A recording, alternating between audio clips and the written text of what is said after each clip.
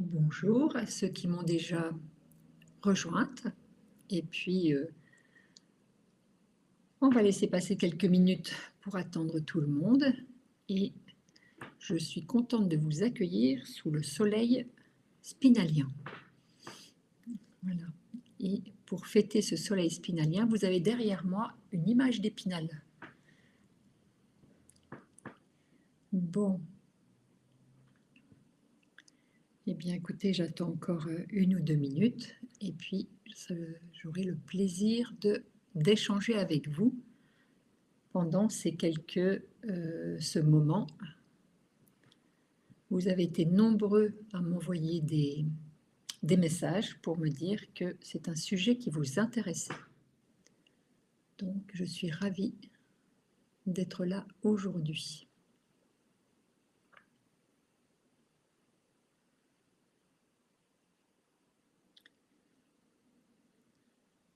Alors pour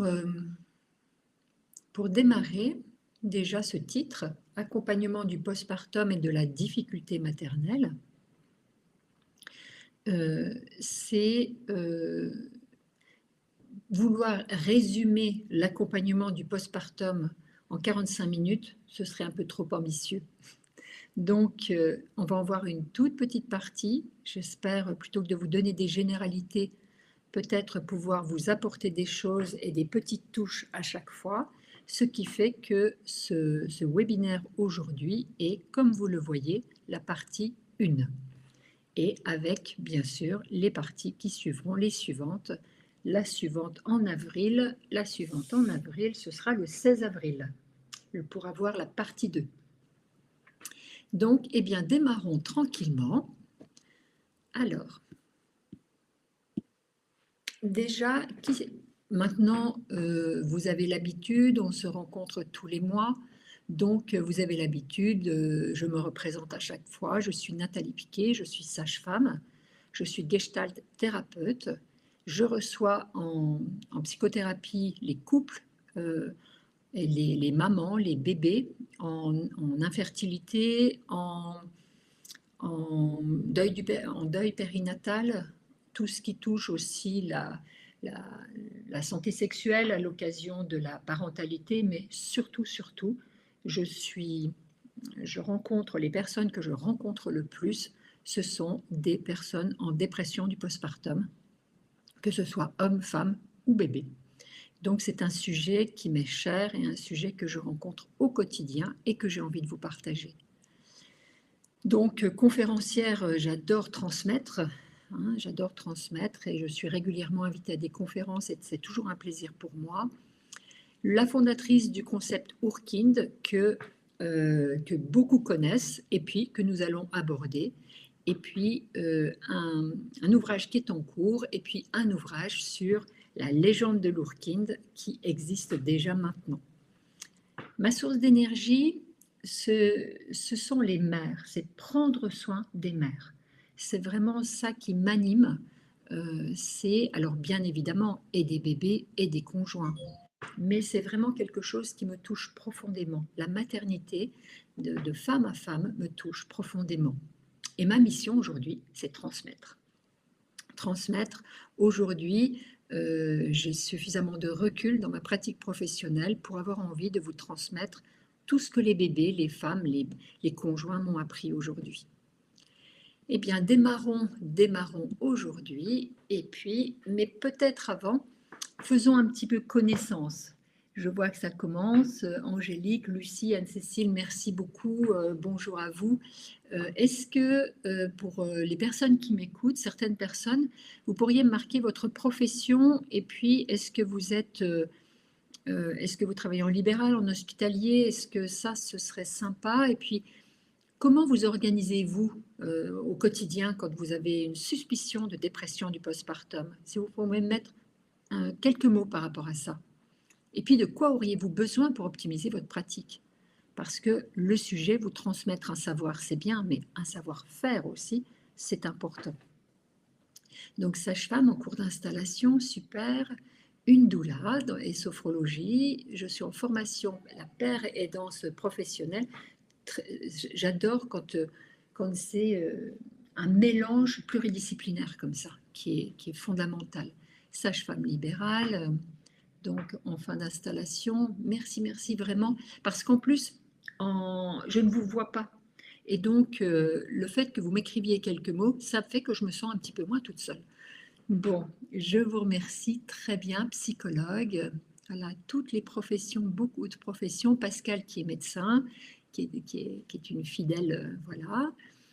Et donc, eh bien écoutez, on peut démarrer, et je vais démarrer à la demande de tous, la dernière fois, je vais démarrer avec un cas clinique, parce que je pense que c'est quelque chose qui vous avait beaucoup plu la dernière fois, et l'histoire de Sidonie.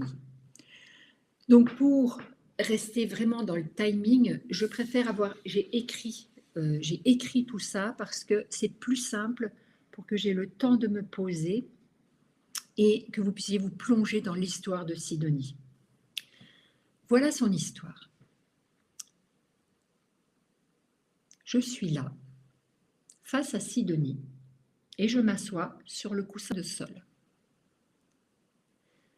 Sidonie, face à moi, est assise et ne me regarde pas. À ses genoux, sur l'épaisse serviette, je découvre un bébé fatigué, pâle, avec de larges cernes sous les yeux. Le regard du nourrisson de 4 mois ne manifeste rien. Il fixe un point indéfini. L'enfant paraît ne pas avoir de contour. Il bâille sans aucun tonus. Quant à sa mère, ses gestes sont purement mécaniques. Son corps semble vide, sa colonne affaissée, ses bras inertes longent une silhouette éteinte. Seul son cou se redresse comme un ultime effort pour maintenir une tête fatiguée hors de l'eau. La jeune mère semble figée dans une sorte de posture de survie. Les yeux de Sidonie glissent sur moi sans me voir. Vide, absent, presque transparent. Puis par instant, le regard s'anime, chargé d'une colère brute, avant de s'éteindre à nouveau pour retomber dans le néant. Me concernant, ça va être notre sujet aujourd'hui, la posture du professionnel. Me concernant, un étrange malaise m'envahit. J'ai la sensation d'être suspendue sur un pont au-dessus du vide. Ma colonne vertébrale se fragilise, se délite, tandis qu'un vertige m'aspire peu à peu, irrémédiablement, sans que je puisse opposer la moindre résistance. Sidonie laisse glisser son regard vers moi comme si elle avait compris mon état interne. 2 larmes roulent le long de ses joues. Mon vide à moi, dit-elle, c'est un puits sans fond. Je suis morte le jour où il est né. Je suis dans un trou noir et j'y suis seule. Je suis tellement seule. J'ai jamais été aussi seule de ma vie. Et pourtant, la solitude, je connais. J'habite dans un endroit abyssal, terrifiant. C'est le néant. Je suis en train de disparaître. Ces mots résonnent avec une intensité dramatique. Pourtant, en moi, rien ne bouge. J'entends les mots, mais ils ne m'atteignent pas. Je suis là, physiquement présente, mais intérieurement, pas là, distante. Mon regard, je l'imagine vide, éteint, dépourvu de toute implication. Mon esprit a décroché, je suis ailleurs. Que m'arrive-t-il ? Soudain, une seule pensée surgit, brutale, insistante. J'ai oublié de fermer la porte à clé du cabinet. Il est 20h, je dois aller verrouiller cette porte. Ça devient une obsession. J'ai besoin de sortir de cette pièce, de m'extraire, peut-être, de cette attraction étrange qui s'exerce sur moi. Cette mère et son bébé sont là depuis 20 minutes seulement. Et là, je me sens aspirée avec eux, projetée sur un territoire d'anéantissement. Mais une seule obsession, je dois aller fermer ma porte. Dans un dernier sursaut pour m'échapper, je m'entends dire « J'ai besoin de me rendre disponible pour vous et je suis préoccupée par la porte restée ouverte. Je vais la fermer, j'en ai pour quelques minutes, je reviens. » je lance cette tirade et je me lève. La peur et la douleur colorent le regard de Sidonie. Là, d'un seul coup, je suis profondément touchée. Le regard douloureux et profond de la jeune mère me rend à nouveau vivante. Ça me rassure soudain. Voilà cette situation. Je serais ravie de savoir qu'est-ce que ça fait à l'intérieur de vous. Ça fait je ne sais pas, ça fait du triste, vous avez décroché, ce serait intéressant. Dites-moi comment vous vous sentez après avoir entendu ce cas clinique. Ça va m'aider pour vous raconter la suite et pour analyser la situation. Ouais, je vois peiné, angoissé. Merci Angélique pour le angoissé, touché, triste. C'est là ce que je vais impuissante, merci Oriana. Ce dont je veux parler là aujourd'hui, c'est de ce qui se passe pour moi. C'est vraiment là-dessus que je vais axer ce webinaire, parce que si on balaye par rapport à ce qui se passe pour Sidonie. Pour Sidonie, c'est un néant intérieur, un vide, hein, c'est un vide abyssal qui empêche Sidonie de se mettre en relation avec son bébé, ça c'est sûr. Elle sombre dans un néant intérieur, elle est incapable de s'y retrouver, elle est aspirée dans le vide. Et puis, elle peut même plus ressentir, elle s'approprie même plus ses propres sensations. J'ai noté, elle se retrouve comme suspendue dans un espace où elle n'est plus vraiment elle-même, ni tout à fait quelqu'un d'autre. Elle est pas là, elle est ailleurs. Mais moi, qu'est-ce qui m'arrive, moi? Pourtant, j'ai l'habitude, qu'est-ce qui se passe pour moi? Ça, c'est très riche en enseignement. Parce que dans l'accompagnement de cette jeune mère en détresse, je ressens une émotion intense, un malaise diffus, une sensation vraiment de vide. Comme vous. Alors là, j'ai vu la impuissante, par exemple, Oriana, là, vous êtes déjà avoir envie de l'accompagner, cette femme-là. Mais là, juste en dessous, je lis du flou, de la tension, de l'insécurité. Oui, je me sens dans du flou, de la tension. Je suis dans le vide, je suis dans le néant. J'arrive pas à comprendre, j'arrive même pas à comprendre avec ma tête ce qui se passe. Je n'ai qu'une seule envie, c'est de fuir et d'aller fermer ma porte à clé. Ce qui est extraordinaire. Après cette situation, je l'ai travaillé, j'ai écrit un article dessus, je l'ai analysé. Tout ce que je vais vous raconter aujourd'hui, ça, c'est pas venu en 3 minutes. C'est vraiment d'avoir regardé après coup cette situation qui me permet de vous partager tout ça aujourd'hui. Et fermer ma porte à clé, c'est quoi? C'est ma porte émotionnelle que je veux fermer. C'est pour ça, je veux sortir, aller fermer ma porte. C'est trop, je ne peux plus gérer, je ne peux plus aider cette femme. Je suis en train de me noyer avec elle. Donc, le fait d'aller fermer ma porte fait que ça va me redonner de la connexion, de la régulation et que je vais pouvoir à nouveau l'aider.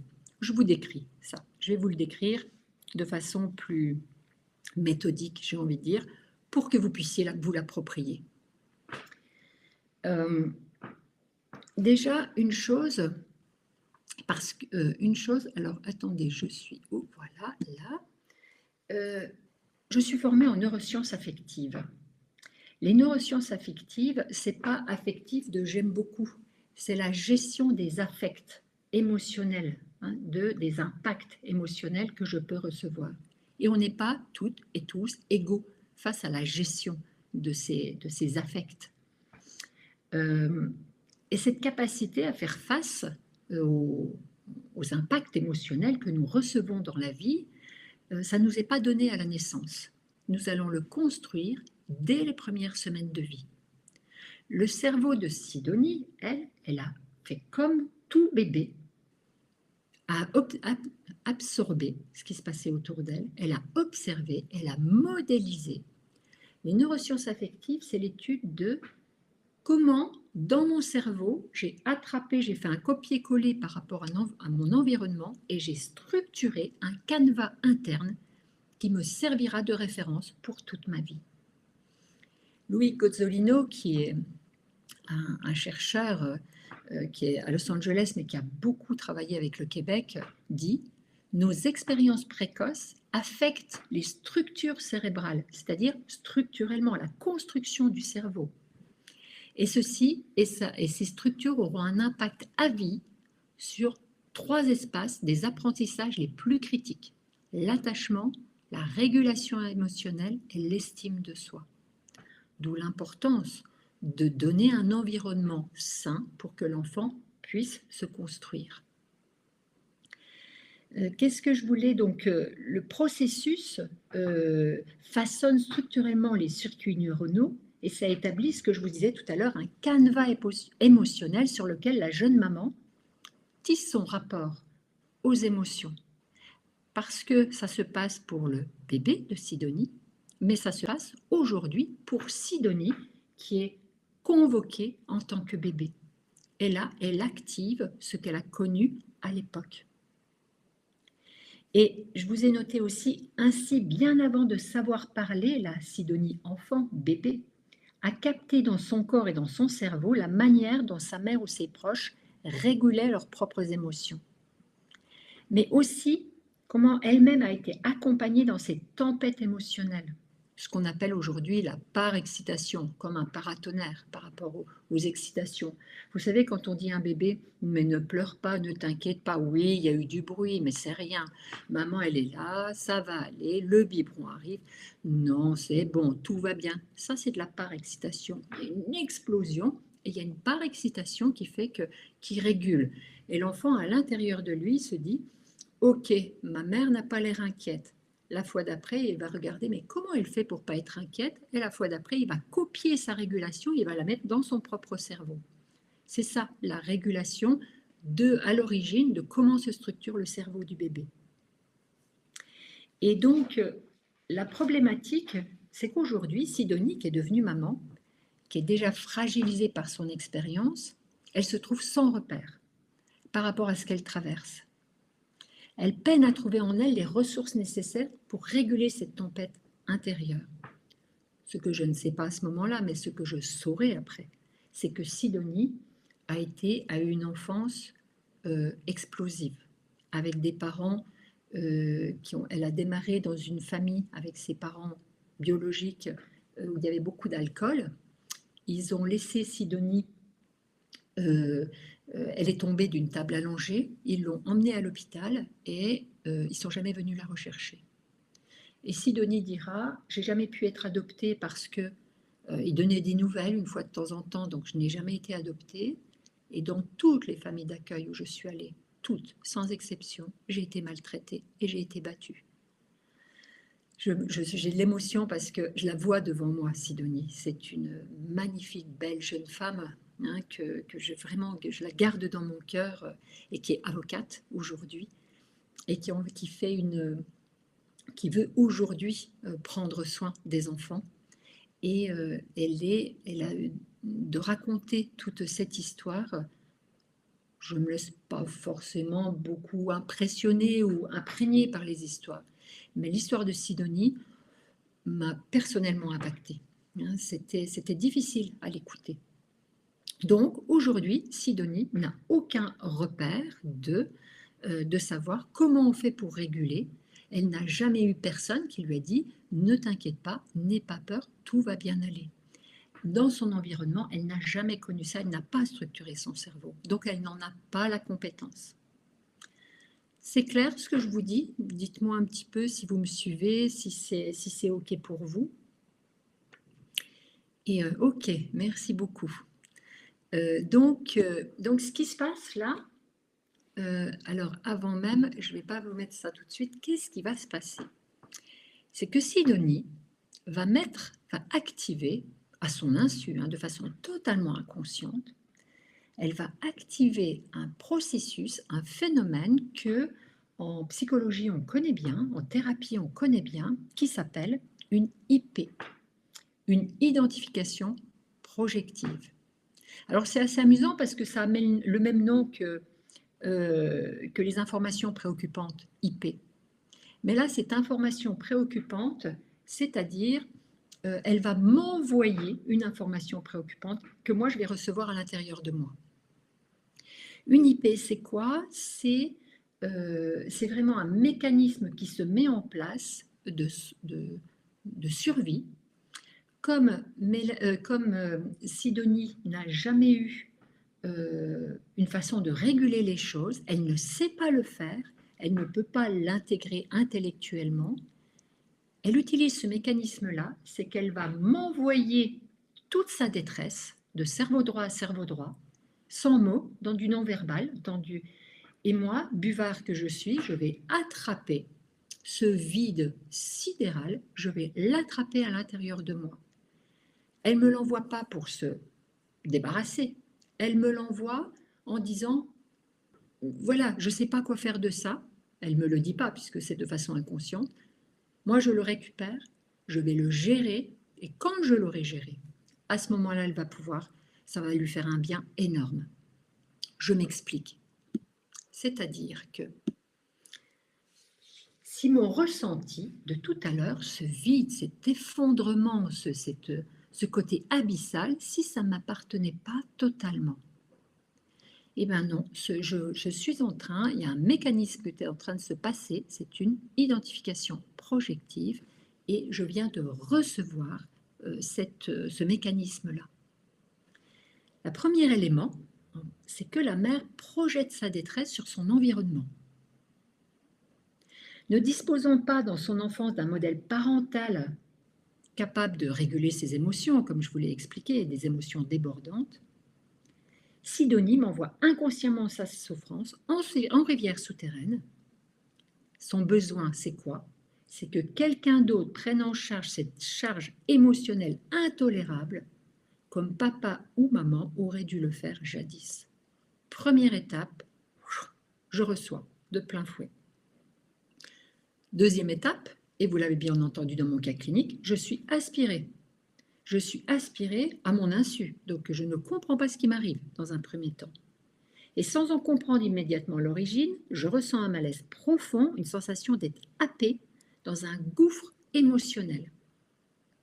L'espace devient pesant, le temps s'étire, et j'ai juste envie, c'est de dire, je dois fermer ma porte. Ça y est, j'ai les infos, c'est trop, il faut que ça s'arrête.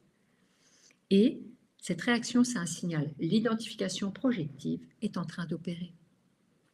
Troisième étape, je prends conscience de la situation. En fermant ma porte à clé, je retrouve mon cerveau de façon à peine consciente. Je suis sortie de la pièce. Je reviens, j'ai retrouvé mon cerveau, je récupère mes repères. Je peux alors analyser cette sensation de vide qui n'est pas seulement la mienne, mais celle que Sidonie m'a confiée, a projetée en moi. Et mon travail, là, vraiment, je vous invite, quelle que soit votre posture, quelle que soit votre place, quand vous êtes à cet endroit-là, on a juste envie de fuir. Votre travail, c'est quoi? C'est vraiment de se dire, de réguler ce qui est en train de se passer pour vous. Une respiration lente, allez boire un verre d'eau, fermez votre porte à clé comme vous le voulez, et de retrouver votre ancrage. La femme qui est en face de vous, la jeune mère qui est en face de vous, elle ne va pas vous poser de questions, elle vous voit en train de faire ça. Et cette régulation, c'est un cadeau que vous allez lui offrir parce qu'elle ne l'a jamais reçu dans son environnement. C'est un véritable cadeau. Prenez le temps de réguler. C'est épuisant, mais prenez le temps de réguler. L'enjeu, c'est de ne pas se laisser engloutir, mais de la reconnaître, de la contenir, de la transformer, cette émotion-là. Vous lui prêtez votre système de régulation, en fait. Et il y a une deuxième chose, c'est que je lui montre qu'il est possible de plonger avec elle dans ce vide monstrueux, mais d'en ressortir, et d'en ressortir sans s'y perdre. À ce moment-là, quand je fais ça, je deviens modélisable. Je deviens vraiment modélisable. Et mon ancrage et ma capacité à rester présente là, c'est une première expérience, une toute première expérience pour Sidonie, c'est sa première expérience de régulation externe stable. C'est la première fois qu'on ne s'affole pas devant elle, qu'on n'a pas peur d'elle, qu'on ne lui cherche pas de solution, qu'on est simplement être là et lui dire « je peux plonger avec toi et je peux en ressortir ». Ça va être déterminant pour elle.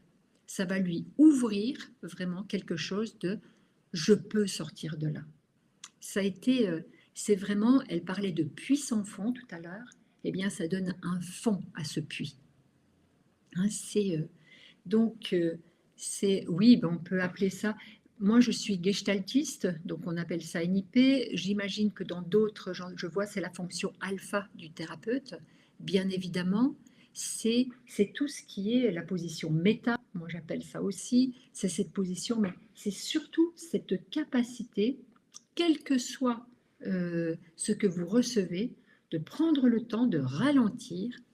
Et vraiment, pour celles qui maîtrisent bien la cartographie Ourkine, qui la connaissent, le temps où la personne colorie, c'est le temps où elle régule, elle, ça lui permet de faire ce travail-là, et c'est le temps où la professionnelle ou le professionnel qui est en face gère ses émotions, en disant « ma mère a été monstrueuse », c'est pas la plainte qui dit « oh ma pauvre, je suis désolée pour vous, ou est-ce que vous voulez que je vous prenne dans mes bras ?» Je caricature, on ne fait pas tout à fait ça, mais c'est simplement dire « j'entends ce que vous me dites, et c'est compliqué, c'est difficile, et en même temps je suis là avec vous ».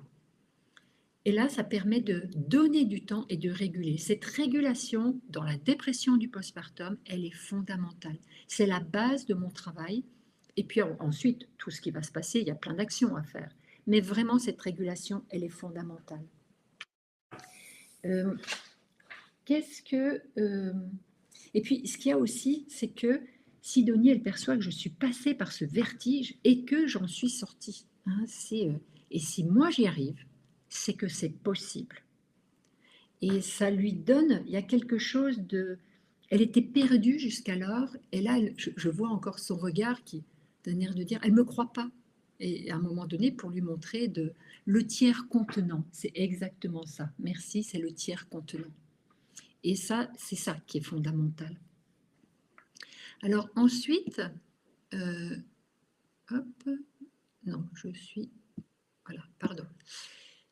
je voulais vous parler, je reviens toujours à cette cartographie Ourkine qui me tient à cœur. En quoi elle est utile à cet endroit-là, la cartographie Ourkine? Elle est utile, écoutez, parce que c'est un outil tiers, ou un tiers outil, je ne sais pas dans quel sens on met. C'est un outil de régulation externe. Quelque chose que vous devez tous connaître. À un moment donné, cette nuit, ça cogitait dans ma tête et j'arrivais pas à me rendormir. Je me disais, ah oui, il y a ça, oh, puis j'ai peur de ça, puis ça m'inquiète. Et je me suis dit, c'est pas la peine, je vais pas me rendormir. Qu'est-ce que j'ai fait? J'ai pris un outil tiers, mon petit carnet à spirale, et j'ai fait une liste de tout ce que j'avais à faire. J'ai pris tout mon émotionnel et tout ce qui me trottait dans la tête, je l'ai posé à l'extérieur. Et après, j'ai pu dormir. Il était cadré, il était bien, et je savais que je le retrouverais le lendemain. Ça m'a donné du répit. La cartographie Ourkine, c'est déjà, pour ceux qui connaissent moins, c'est au centre, nous avons ici tous les facteurs de vulnérabilité, autour contenus par les ressources mobilisables du parent. Ici, qu'est-ce qu'on s'aperçoit grâce à cette cartographie? On voit que donc c'est de 0 à 5. 1 c'est grand soleil, 5 c'est vraiment tempête. Donc nous avons déjà aujourd'hui formé 3000 professionnels à remplir cette cartographie. Hein, c'est pas tout à fait mon sujet aujourd'hui, mais bien évidemment que si ça vous intéresse, vous pouvez cliquer là-haut et puis prendre rendez-vous avec mon équipe. Sandra vous informera de façon complète sur comment remplir une cartographie, comment se former à remplir cette cartographie. Mon sujet aujourd'hui, c'est déjà de regarder que même si papa, maman, l'histoire de vie et les professionnels que Sidonie déteste, c'est là que je l'apprends, tout ça, c'est tempête, gros orage. Pourtant, il y a un peu de jaune quand même. c'est qu'elle est entourée, il y a une matrice de soutien. C'est que ce bébé, il n'est pas si mal, il n'est pas exactement, mais il n'est pas si mal. Et puis, l'environnement socio-économique, eh ben, c'est OK, ça va bien pour elle. L'environnement socio-économique, c'est plutôt grand soleil. Et puis, le vêtu corporel de la naissance, eh ben, elle s'est bien débrouillée, quoi. Donc, il y a des ressources. Il y a des ressources. Hein, cela permet de prendre soin de l'autre dans ce qui se passe dans la relation et prendre la distance suffisante, oui, pour se réguler, retrouver ses appuis, revenir avec une juste distance. La cartographie, c'est un outil structurant pour aider cette régulation dont je vous parle depuis tout à l'heure. Ça clarifie la situation. J'ai mis des points, je préfère vous les lire pour être clair. Vous aurez un article, vous aurez l'article qui correspond à ce webinaire juste après. Donc ça clarifie la situation en mettant en perspective une multitude de données, de tout ce qu'elle m'apporte, qui se trouvent contenues dans un espace tiers, dans cette cartographie, comme moi, toutes mes pensées dans mon petit carnet à spirale. Cet état des lieux permet aux professionnels de ne pas rester prisonniers d'un trop-plein émotionnel en essayant de tout gérer en même temps. La cartographie, elle favorise la mise à distance des émotions envahissantes, en rendant visible l'invisible, puisque ce n'était que des choses, des sensations. Là, on rend visible l'invisible. Ça aide le professionnel à objectiver la détresse du parent sans être submergé. Et ça offre une prise de recul nécessaire à une régulation. C'est exactement ce qui vient d'être dit là, et c'est tout à fait intéressant. Ça permet de voir le positif. Hein, qu'est-ce qui, dans cette situation, sur quoi je vais m'appuyer pour l'aider?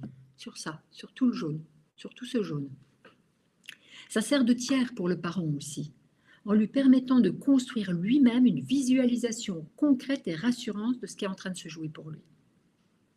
Les zones de vulnérabilité en bleu sont contenues, donc ça matérialise un cercle dynamique de reprise de contrôle.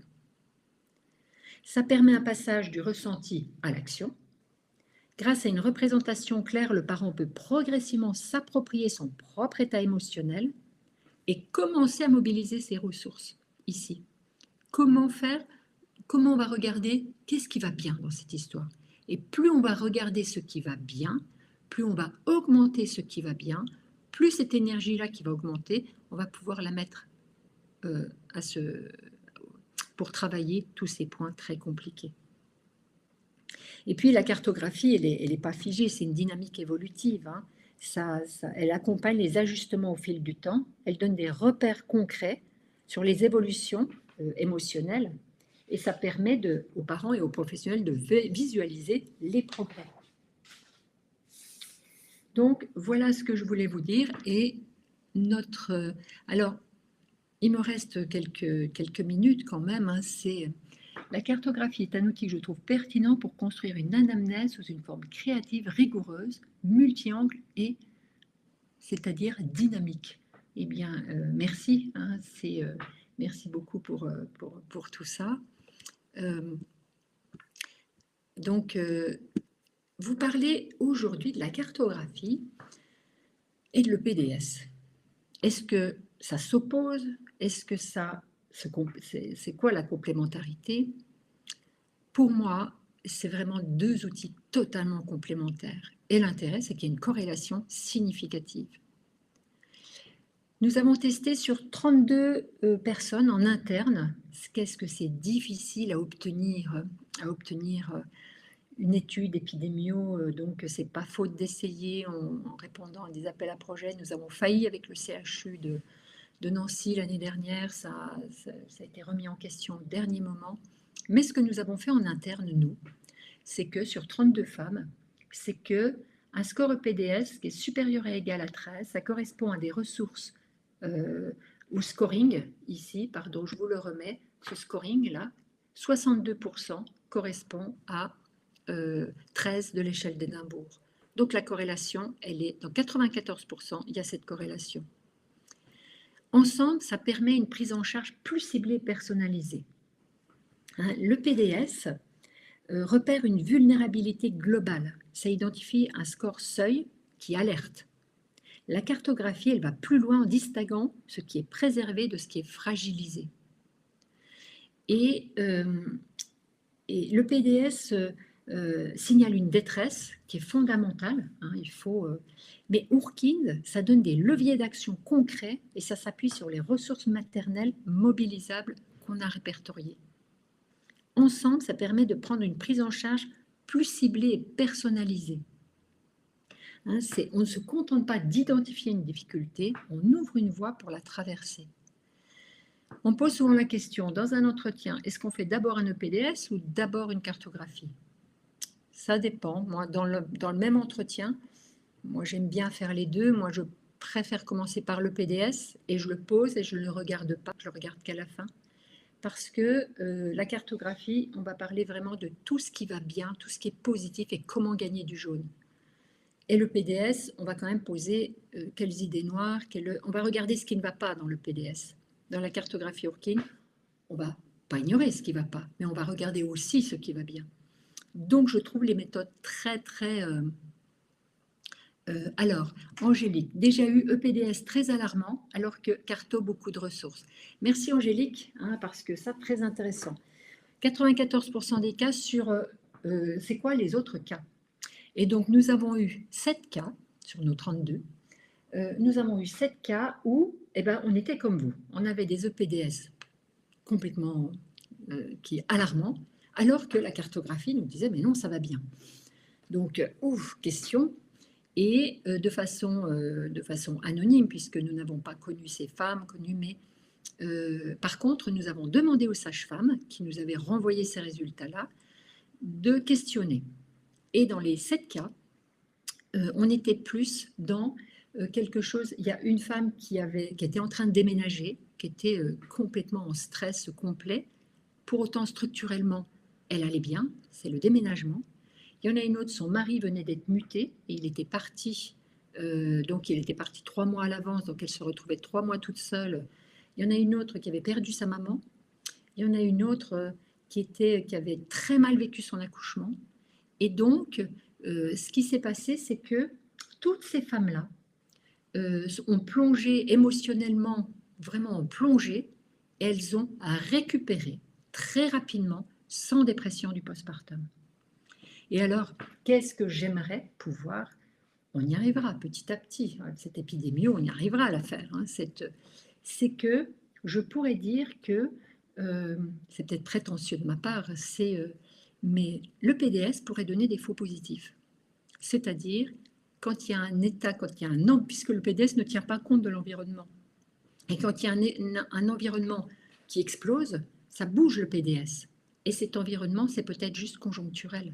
C'est pas pareil, un environnement conjoncturel et un environnement structurel. La cartographie va aller chercher l'environnement structurel. Et si la structure est bien calée, la femme a de la résilience, elle rebondit en étant accompagnée. Hein. Donc c'est ça, le fait de faire les deux, ça peut être très intéressant. Je lis ce que vous m'avez écrit. Dans la cartographie, ça permet de relever les compétences des personnes et du système et de la mettre en mots et en non-verbal par la forme. Cela permet aussi de relever les fonctionnements créés pour garder un équilibre. Merci. Dans ma petite pratique, remarquez aussi que le PDS est aggravé par moteur de stress augmenté. Oui, c'est important, le moteur de stress, mais dans la cartographie, le moteur de stress, c'est qu'un item. Il y a tout le reste. Je peux être complètement stressée par quelque chose ou je peux être en socio-économique effondré et pour autant, je peux avoir quelque chose qui est construit. Par contre, si dans mon histoire de vie, j'ai une histoire de vie qui est effondrée, plus relation avec maman effondrée, papa, le fait que tout ça fait que je me sens mal dans mon corps et que je n'ai pas de relation, je n'ai pas de matrice de soutien et que je n'ai mal vécu mon accouchement et que ça, plus ça, plus ça, plus ça, bien évidemment, là, l'environnement est complètement atteint. Mais je peux avoir un ou deux items qui sont atteints, mais pas les autres. C'est ça qui est intéressant dans la cartographie. Et vraiment, je suis intéressée quand vous avez des cas comme ça où il y a un différentiel. Contactez-moi, je serais très très intéressée de voir qu'on puisse explorer qu'est-ce qui se passe. on peut parler ici de retravailler sur l'attachement sécure. Oui, on est complètement là-dedans. Hein. L'attachement sécure, alors l'attachement sécure, c'est très important. Mais ce que je veux dire aussi, c'est que la dépression du postpartum, ce n'est pas que l'affaire des psys, bien sûr, hein, c'est chacun, depuis sa propre place, apporte un petit bout sur un des items, de par la régulation qu'on va faire, de par la matrice de soutien, de par revisiter éventuellement la naissance de ce bébé, revisiter le socio-économique. Tout ça, ça n'appartient pas aux psys. L'idée, c'est de communiquer et que les psys parlent aux assistantes sociales, parlent aux sages-femmes, parlent aux puéricultrices, c'est que tout le monde se parle.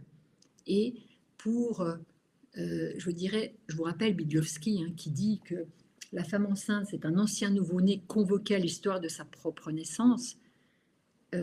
C'est comment se parle papa-maman, quoi. Comment nous allons faire un cordon sanitaire à se parler, nous, entre professionnels, pour pouvoir être espace de régulation. Et puis, chacun dans sa posture.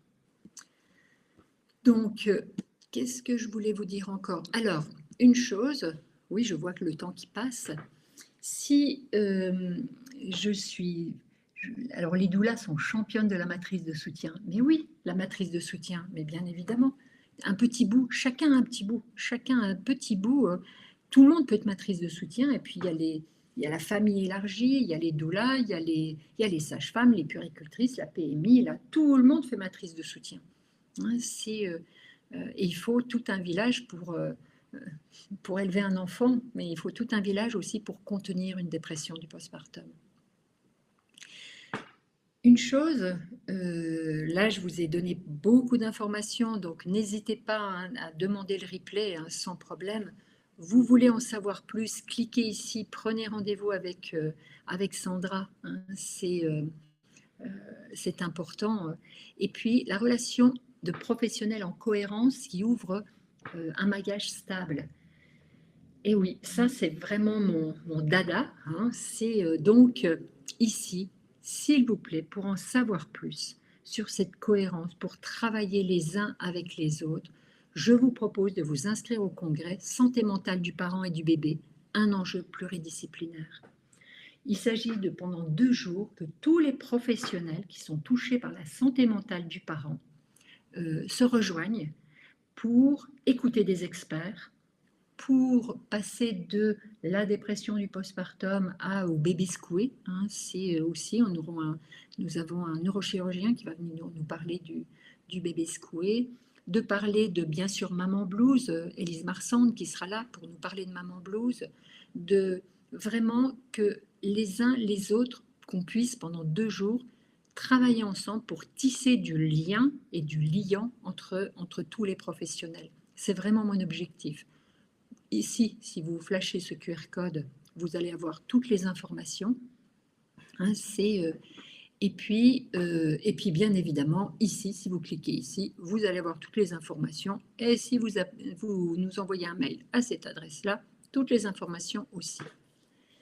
Je l'ai vraiment rêvé, ce colloque, parce que je pense que pour faire de la régulation, on ne peut pas réguler tout seul dans son coin, sinon c'est épuisant. Il faut qu'on puisse réguler tous ensemble cette régulation pour amener de la sécurité. Et à partir du moment où les couples, les femmes, les bébés sentent qu'il y a de la sécurité autour d'eux, ça leur ouvre la porte pour faire 80% du travail. On n'a pas besoin de faire à leur place. On a simplement, nous, à les mettre en sécurité. Et une fois qu'ils sont en sécurité, eh ben, ça démarre, quoi. Ils nous trouvent des solutions très, très étonnantes.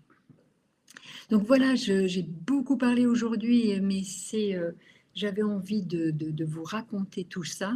Ce qui serait sympathique, dites-moi, est-ce que vous avez envie pour la prochaine fois que je vous reparle de cas cliniques comme ça? Est-ce que c'est utile pour vous les cas cliniques? Dites-moi si ça vous intéresse. dans ces cas cliniques, ce que je pourrais la prochaine fois, ce que j'ai prévu, c'est de parler plutôt de, comment j'ai écrit ça, c'est entre la mère et le bébé, il y a tout ce tissu neuronal qui est en train de se créer à travers le proto-regard. Et donc, c'est de ça dont j'ai envie de vous parler. Et cette fois-ci encore, dans ma posture de professionnelle, que je sois sage-femme, thérapeute, puéricultrice, c'est comment je peux accompagner ce processus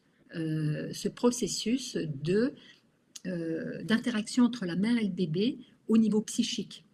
Et je le redis, j'essaye de mettre du vocabulaire tout à fait adapté et j'espère que j'ai pu vous apporter des éléments. Donc Isabelle, je ne connaissais pas cette cartographie, mais très intéressante comme approche. Très complémentaire des rétextes, oui, c'est très bien. Cas clinique, oui, ça permet d'illustrer des situations, de mettre en mots. Ça, c'est très bien. Merci. Pour nous praticiennes en Afrique, c'est super ça. Et la prochaine fois, quand on va parler de l'interaction dans le regard en Afrique, je serais ravie d'entendre votre avis là-dessus. Je dirais que le regard est transformé par le toucher. Le regard, il est au bout des doigts plutôt. Quand j'ai cette notion-là, mais je serais ravie d'échanger avec vous. Eh bien, écoutez, je suis ravie de vous avoir entendu aujourd'hui. Et puis, venez me voir à Strasbourg, au congrès santé mentale. C'est au mois de juin et vraiment, j'ai très très envie d'avoir, peut-être de refaire le monde. Je vous remercie. Bon après-midi à tout le monde.